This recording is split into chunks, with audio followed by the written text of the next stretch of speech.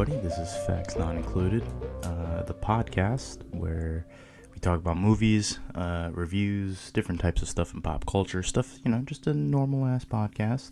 This lovely voice talking to you right now is Antonio. If you remember who I am and remember what I sound like, I haven't been on an episode for a while. It's mostly been Pete and Mike for the most part. But here I am.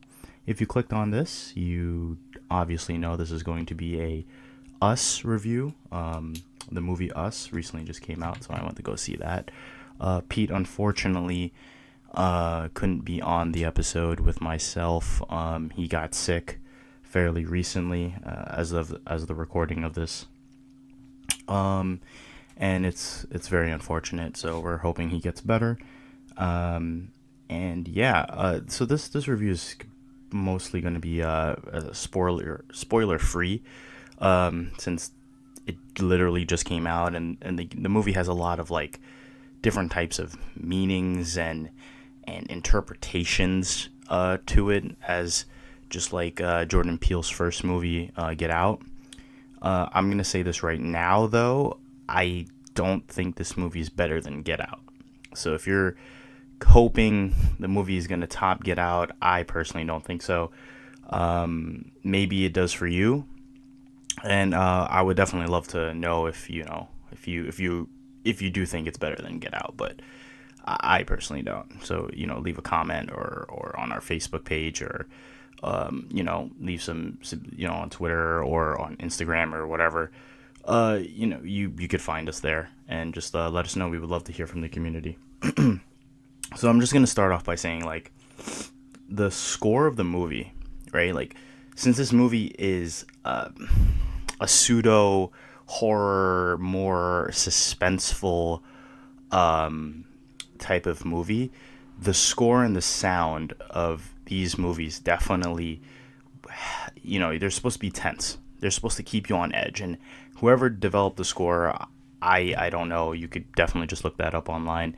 And flame me about it, but for not having the information, but it's beautiful. It's like it kept me on my seat all the time, even though the movie isn't really like super horror-y, if that makes any sense. It's not like a Conjuring where it delves in that type of thing. It's more like it's like more of a Mike Myers-esque, like Halloween, suspenseful, you feel like you're being watched type of movie. And the music and the sound, and the themes of the score just really, really help in that.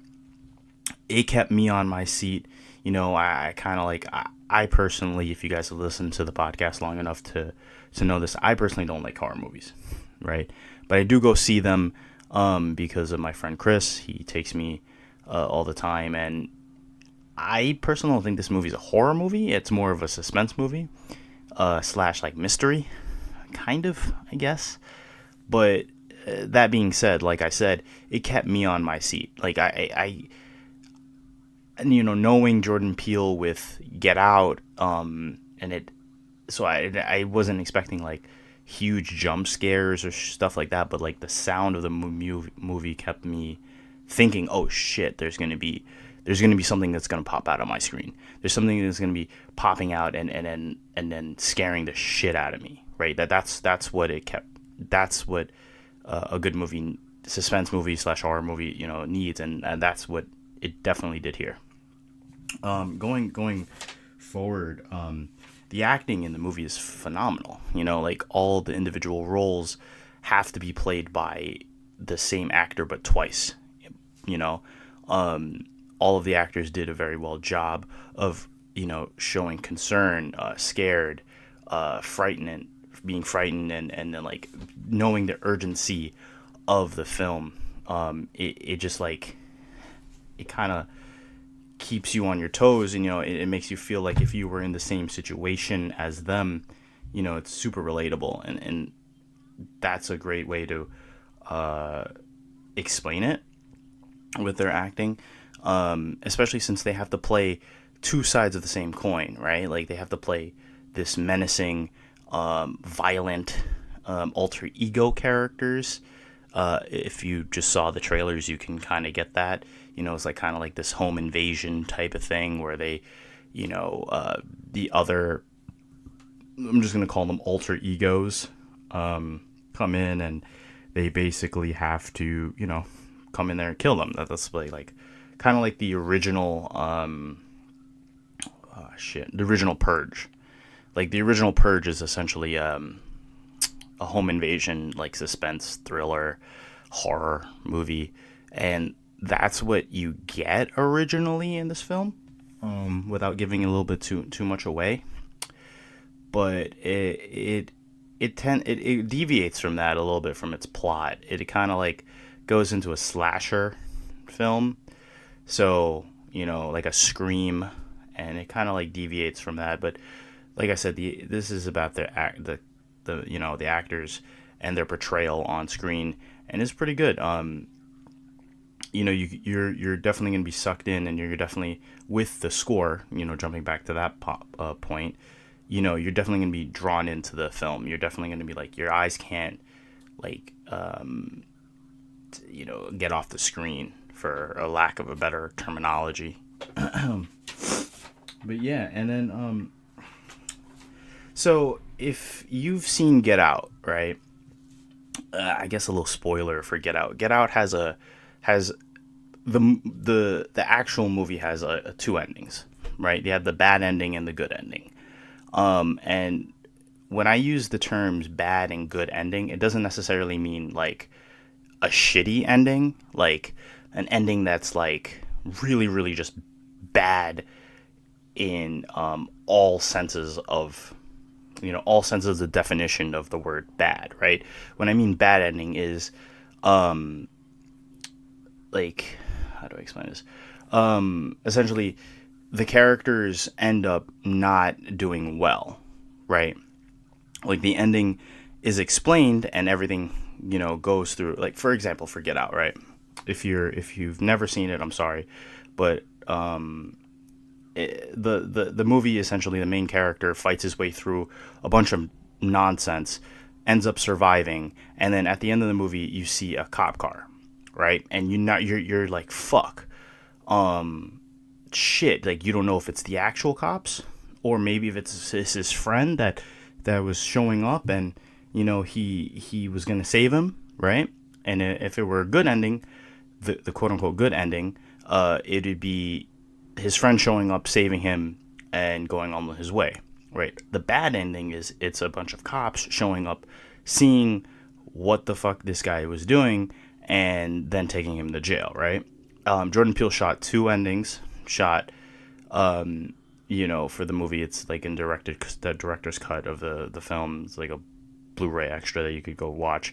But that's what I mean. The bad ending is when the main character actually like falls, right? Like all the shit that he went through, or he or she went through, and ends up like not being rewarded for it.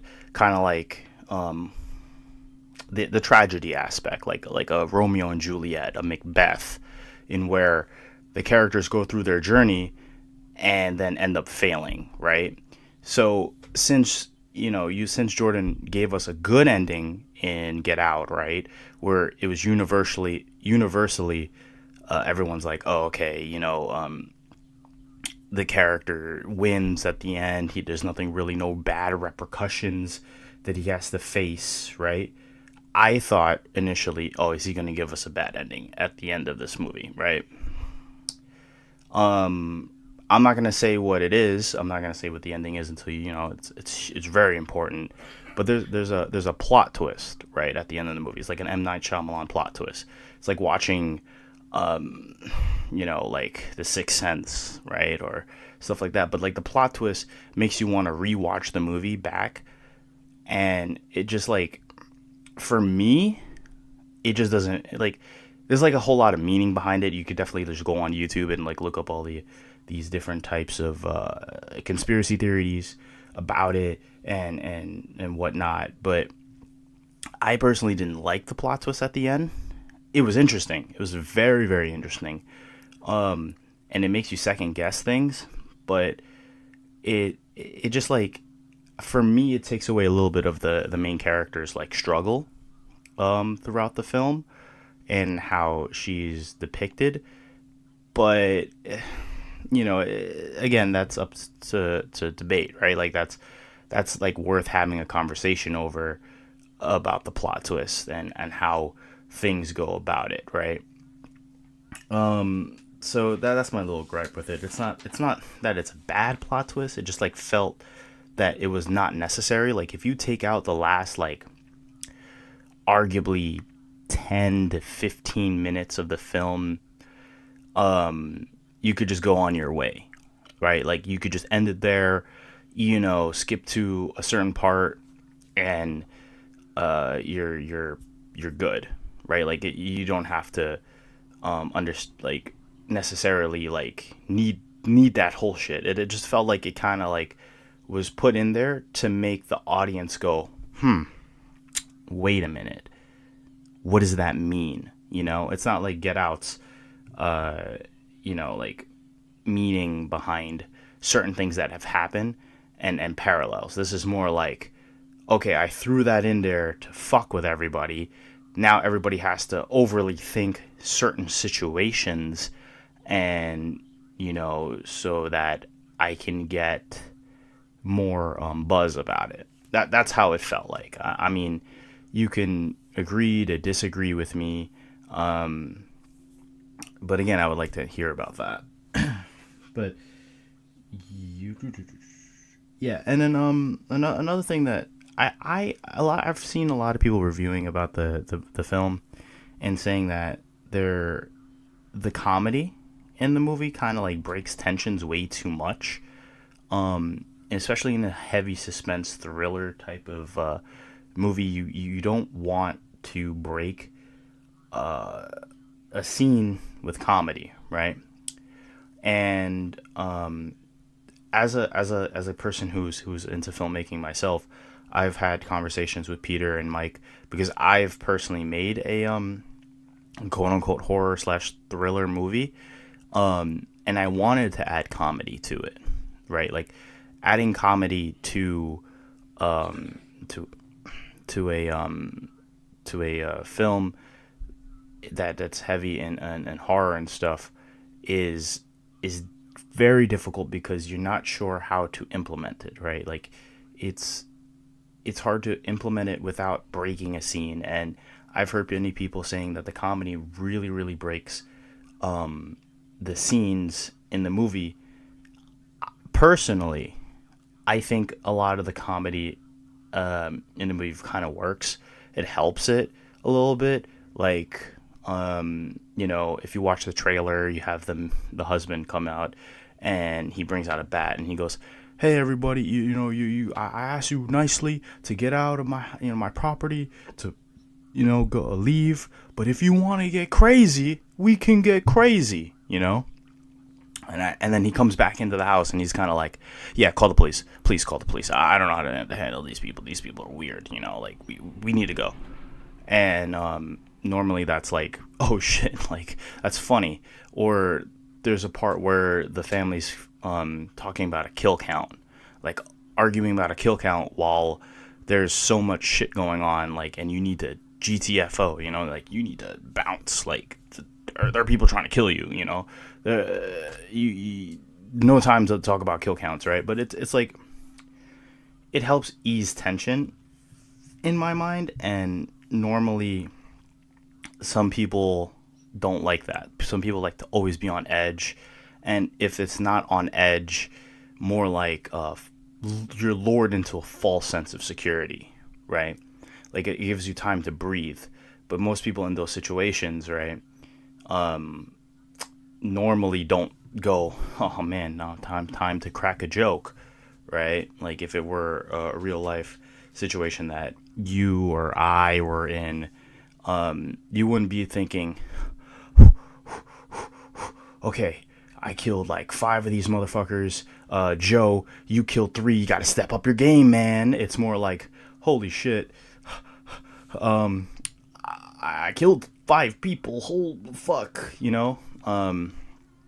and you're like, kind of reeling from that, right? Like there's like consequence because a normal person hasn't killed anybody, right? Like that's normal. But then if you're put in a situation where you have to kill somebody, you're supposed to like feel some sort of regret or some sort of remorse, right?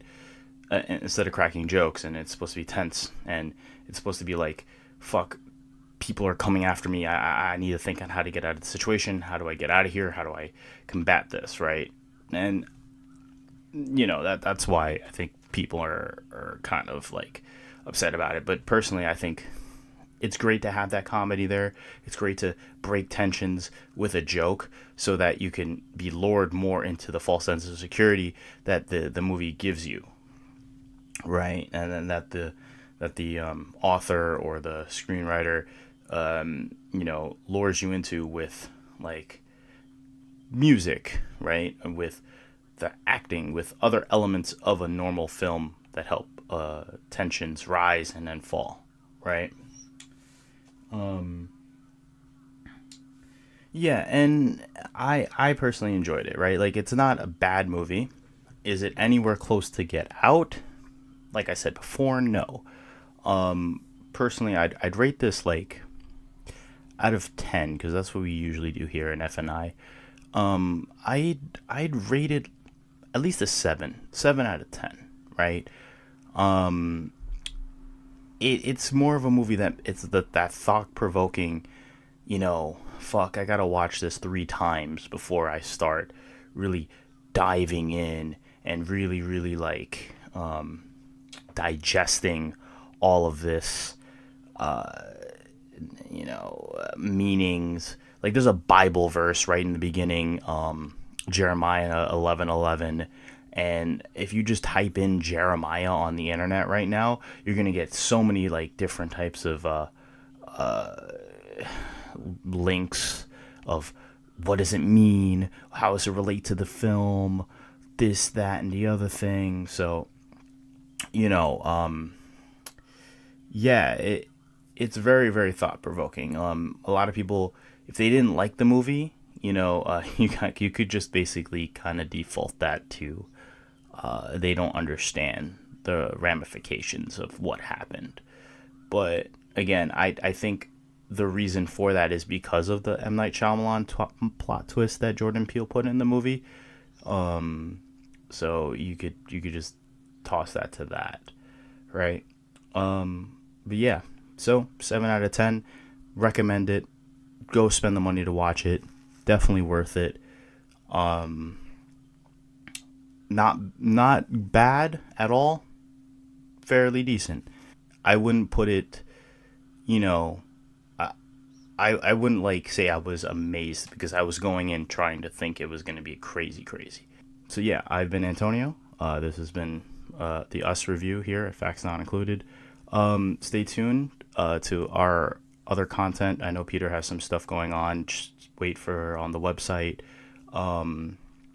You just follow us on Facebook, Twitter, Instagram, at Facts Not Included. And yeah, I hope you all enjoyed and have a nice day, night, morning, whenever you're listening to this. Have a good whatever. And I'm out.